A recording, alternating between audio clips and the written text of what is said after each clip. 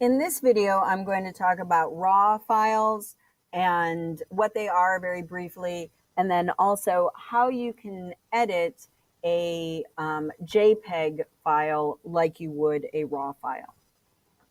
So when you take a picture in your camera and it's sent to JPEG, what your camera is actually doing is a little bit of mini Photoshop in your camera. So instead of just recording what's in front of the lens, what it's doing is taking a picture and recording the information that is in front of the lens, but it is applying a little bit of Photoshop type things to it. It's maybe making it a little brighter and a little sharper, and maybe the color's a little bit more intense, and all those kinds of things, which is a great thing to do if you just want to take pictures and not have to mess with them a lot afterwards, and you just want them to look great so you can email them to your friends or put them online or whatever. But sometimes professional photographers like to have more control over their images.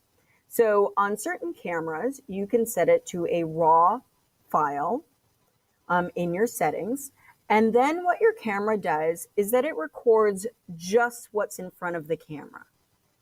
And it doesn't do anything or make any changes to make it sharper or brighter or more colorful or anything like that. So in this image from the internet, you can see this was the original RAW file. This was the kid, he was standing on the field. This is what the camera saw. That's what it recorded. But when you open up a RAW file and try to open it up in Photoshop, it will open up first in a program called Adobe Camera Raw.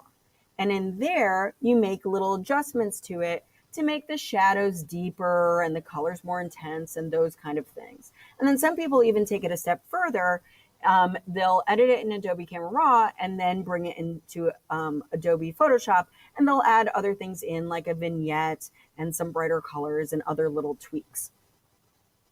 Now, even if you don't shoot in RAW, you can use some of the controls for Adobe Camera Raw in Adobe Bridge on a JPEG. And it's really, really great for fixing your white balance.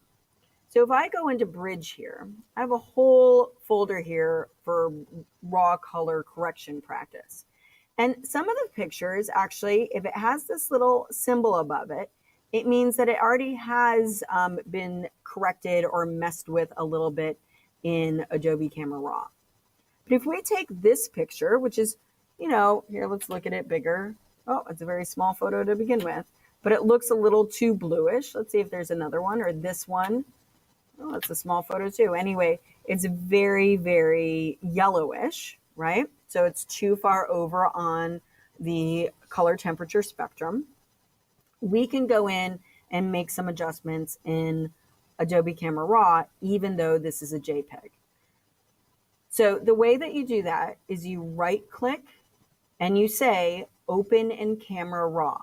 This only works for JPEGs. It will not work on a PSD. So if you've already taken an image and you've done put a bunch of layers and stuff in it in Photoshop and saved it as a PSD, Photoshop document, you cannot open it in Camera Raw. So make sure you do this first. So when I open this in Camera Raw, you will see that it doesn't open up in Photoshop. It opens up in this program. And because this is such a low quality image, it's a little pixelated, but that's okay for what we're doing. So up here at the top, it shows the white balance. This is how it was shot. But I have some different things that I can do. I could just set it to auto, and then Adobe Camera Raw will do its best to try and pick what I want. To make the white areas actually look white. But I can also set these things individually and make them custom. So if it's too yellow, I might want to add in some blue. But if it ends up being too magenta now in certain areas, I would add in some green. And now, but if I go too far, then it ends up being too green. So it's really playing around to see where the best area is, or the best settings would be to make the white balance the way you want it to be. So that's one way that you can do it, is with these custom sliders. Or the other thing that you can do is there's this great little tool at the top called the white balance tool. It's 1, 2, 3 tools in. And what you do is you click on an area that should be white. So see how this is actually very yellow and orangish? But if I click on an area that should be white, Adobe Camera Raw will do the things it needs to do. It'll slide these things over to try to get that area to be more white. And again, she has a magenta shirt on and, her skin is kind of rosy. But if I thought that it was a little bit too magenta, I could bring in just a little bit of green to take that out. So that's a great way that you can do white balance with the custom sliders or the white balance tool. There's also some other very nice things. There's a whole bunch more, but just quickly, like you can quickly change your exposure, lighter or darker, change your contrast and your highlights, and change your shadows and your whites and your blacks and all those kinds of things, your clarity, your vibrance, your saturation.